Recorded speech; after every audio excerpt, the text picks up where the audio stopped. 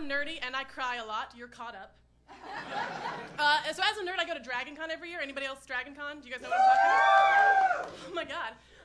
For those of you who talk to other humans regularly, Dragon Con is the big sci-fi fantasy convention in Atlanta every year. The second Dragon Con I was ever at, I was 17 years old. I was 18 years old, or the rest of this story is illegal. So I'm 18 years old, it's the end of the night, and I'm getting on an elevator. I'm going back up to my room.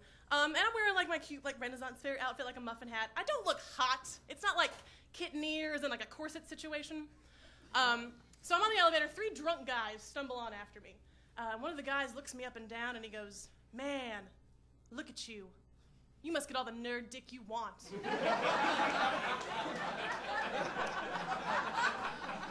I don't, though. At that particular Dragon Con, I actually was getting some nerd dick. I was seeing a juggler. We met at the Renaissance Festival. I know. But this guy was about to leave to go teach in China for a year. So I'm heartbroken. I'm inconsolable. And actually, the course of events in like the span of 3 days was lose my virginity to a 28-year-old juggler. College starts. Dragon Con. This guy leaves the country for a year. There are reasons I'm crazy. So the first 2 weeks after this guy's gone, I'm inconsolable. I'm waking up every day crying. I got weirdly racist against China for a minute, which was sad because it was hard to reconcile my love for the baby panda. So the first day that I woke up and I was like, I can do this. I can face my own life. Was the morning of Pirate Palooza. Pirate Palooza, if you don't know, is a pirate-themed pub crawl that happens every September in Decatur. So between Dragon Con, I know.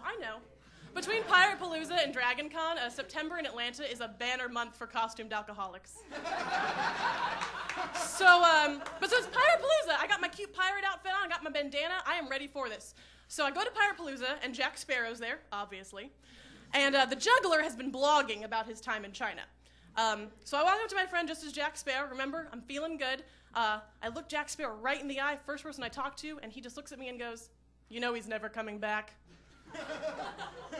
And that was the time that a Disney pirate in eyeliner made me cry at Eddie's attic. All the nerd dick I want. See, I don't know how much nerd dick I want. It's not been going real well so far. I had this theory I was going to test out at Dragon Con this year. I was going to make a card. It was going to be Avengers Sex Bingo. I really just want to make out with Loki, though, and this would be my line, "I'll be your glorious purpose." Did no one else see that movie 20 times in theaters? No? Okay, we have nothing to talk about. So it's Dragon Con. What am I talking about? By the way, as a nerd, I'm not promiscuous because I have any confidence in my ability, like my sexual ability or my appearance.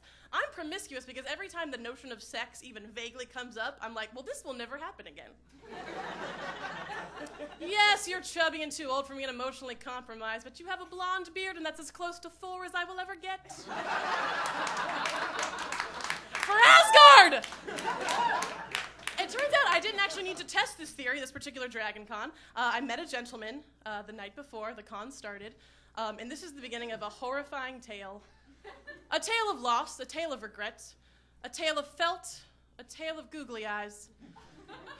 This is the story of the time I got dumped to buy a puppet. No, I know, stay with me. So the guy I met obviously was a puppeteer, and it started out great. It was actually really cool. When I was hanging out with him at Dragon Con, I got to meet some real Muppet performers, and I have a life-affirming, albeit complete emotional collapse every time I hear the Rainbow Connection, so this was a big deal for me. I was real excited. The only bad part about this is I'm pretty sure that now Elmo knows I'm a whore. So whatever, so this thing lasts 2 weeks and this guy's not feeling it anymore. Which, by the way, real quick, I understand that I'm probably not every guy's, I'm not a great deal for everybody. I might be this guy's best possible situation. Because it is not every girl that goes, "Is that a framed Fraggle Rock poster? Moist."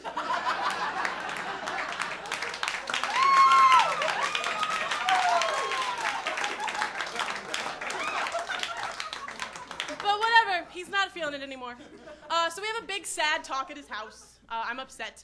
And then we're leaving. He has to drive me home. By the way, if you're going to get dumped by puppets, learn to drive. So we're about to leave his house. We're just about to leave. And he brings out a puppet. And if you like your horrifying stories to have as much vivid detail as possible, it was a furry purple monster puppet. And he puts on the puppet and has the puppet go, "You're better off. He's an asshole."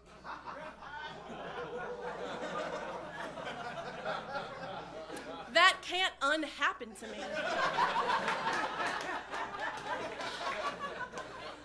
You know what, though?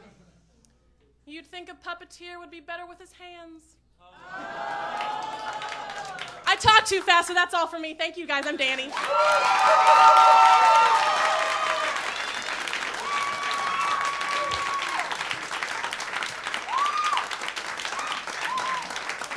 Keep it going for Dani Hurd, everybody.